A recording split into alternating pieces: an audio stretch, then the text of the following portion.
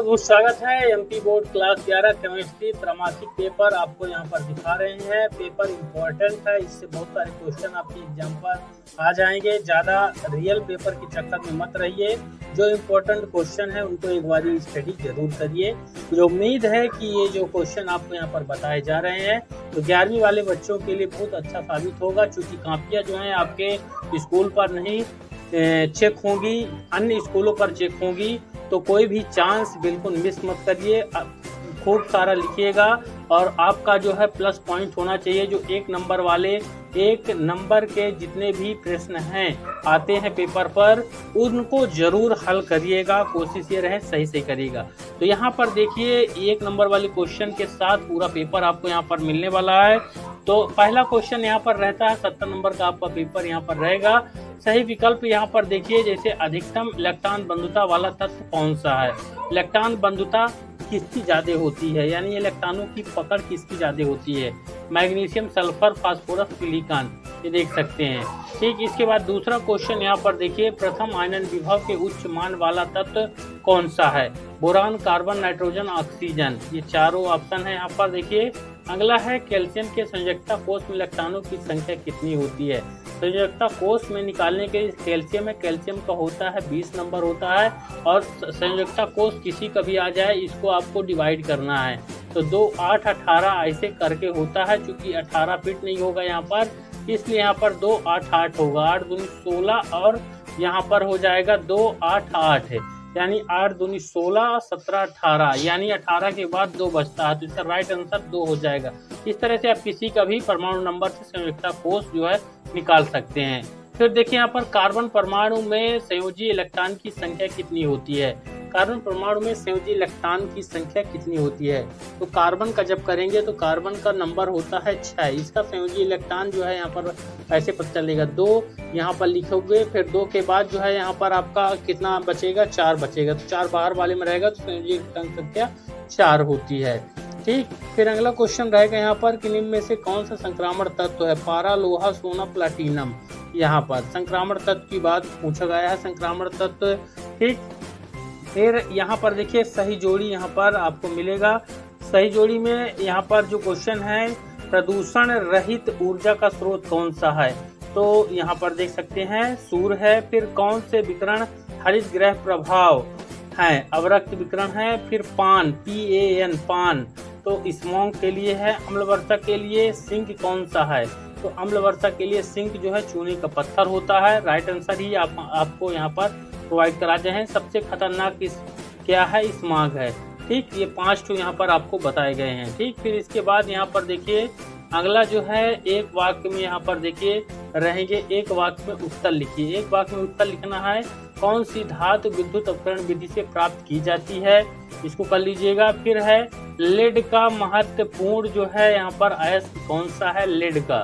ठीक, फिर मोनोजाइड का एक स्रोत किसका है, ऑक्साइड अयस्क का उदाहरण लिखना है। चांदी का अयस्क लिखना है, यहाँ पर देख सकते हैं चांदी का अयस्क कौन सा है। ठीक, ये हो गए आपके क्या, ये आपके हो गए क्वेश्चन नंबर 4। देखिए रिक्त स्थानों की पूर्ति करना।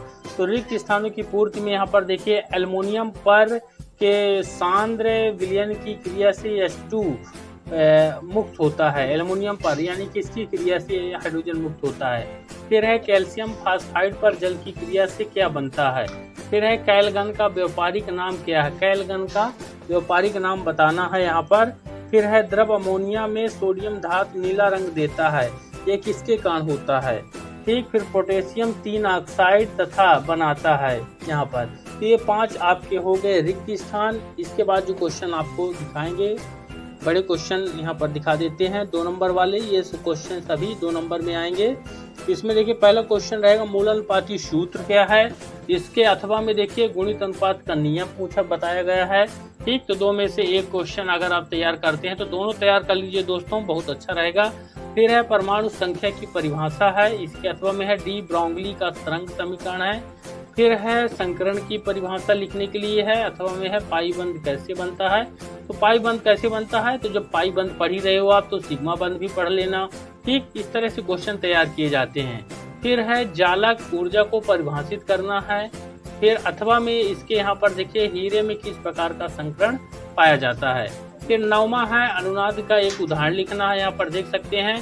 फिर यहाँ पर 10वां में है ग्राफाइट में किस प्रकार का संकरण पाया जाता है, यानी संकरण की संख्या यहाँ पर बतानी है।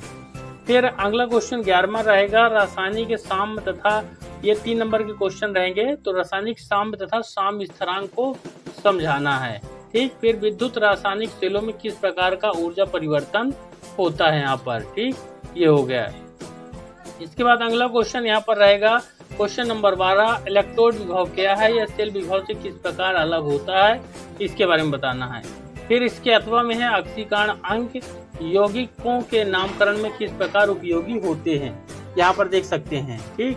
फिर इम्पोर्टेंट क्वेश्चन है मानक हाइड्रोजन इलेक्ट्रोड का सचित्र वर्णन कीजिए, ठीक है ना, यहाँ पर। फिर इसके बाद देखिए विद्युत रासायनिक श्रेणी क्या है, इसकी विशेषता यहाँ पर बताना है। क्वेश्चन नंबर 13 का है। ये सभी क्वेश्चन 4 नंबर के यहाँ पर रहने वाले हैं, ठीक। इसके बाद आपको क्वेश्चन नंबर 14 मिलेगा। क्वेश्चन नंबर 14 है डेरिन सेल का। फिर इसके बाद 14 नंबर है डेरिन सेल का नामांकित चित्र बनाकर संक्षिप्त वर्णन कीजिए, यहाँ पर देख सकते हैं। अथवा में है प्रकृति में धातुओं की उपस्थिति किस प्रकार से होती है, ये यहाँ पर देख सकते हैं। ये सभी क्वेश्चन आपको अच्छे से कंप्लीटली तैयार करना है दोस्तों। फिर यहाँ पर देखिए, यहाँ पर ऐश का अपचयन करने की विधि लिखना है, 15 नंबर है। ऐश का विभिन्न विधियों से सांद्रण समझाना है, ठीक, इसके बारे में है, यहाँ पर देख सकते हैं। अब दोस्तों आपको फाइनली बता देते हैं कि जो क्वेश्चन अभी आपको बताए गए हैं वह क्वेश्चन आपको आवश्यक रूप से कर लेना है। इसी के साथ ही कुछ इस तरह क्वेश्चन आपको बता देते हैं जो कि आपके एग्जाम के लिए बहुत ही महत्वपूर्ण साबित होंगे। तो संकरण के बारे में पूरा देख लीजिएगा, यहाँ पर देखिए संकरण, ये इसका यहाँ पर देख लीजिएगा CH4 का संकरण कैसे निकालते हैं, संकरण की परिभाषा देख लीजिएगा, संकरण कितने प्रकार का होता है इसको देख लीजिएगा, उन प्रकारों को उदाहरण को समझ लीजिएगा, ठीक। एक ये हो गया। दूसरा चीज आपको यहाँ पर अणुकक्षक आरेख बनना चाहिए। अणुकक्षक आरेख से संबंधित क्वेश्चन आपके एग्जाम पर आएंगे। तो अणुकक्षक आरेख 2 इम्पोर्टेंट रहता है, एक O2 का रहता है, दूसरा जो है आपका N2 का रहता है। इसको बनाने की प्रक्रिया बिल्कुल सरल है, सरल तरीके से अणुकक्षक आरेख जो है आपके बन जाएंगे। और ये क्वेश्चन दोस्तों अच्छी बात ये रहती है ये 4 नंबर में आते हैं। साथ ही S2 का भी देख लीजिएगा, ये अणुकक्षक और हो सके तो नियान का देख लीजिएगा, 4 को देख लीजिएगा। 4 में से आपके 2 आने अनिवार्य है अथवा में रह के, यानी एक आपको करना पड़ेगा। तो ये अणुकक्षक इम्पोर्टेंट है। इसके बाद ऑक्सीकरण नंबर जरूर देख लीजिएगा निकालना। ऑक्सीकरण नंबर जैसे मान लीजिए MgSO4 मैग्नीशियम सल्फेट या K2Cr2 या KMnO4 जैसे है KMnO4, इसमें जो है Mn की ऑक्सीकरण संख्या पूछा जाता है। ये अपचयोपचय रेडॉक्स रिएक्शन वाले पार्ट में आपको मिल जाएगा। तो ये जो है आपका 4 या 5 नंबर का आएगा, यानी 4-5 तो आपको करने पड़ेंगे।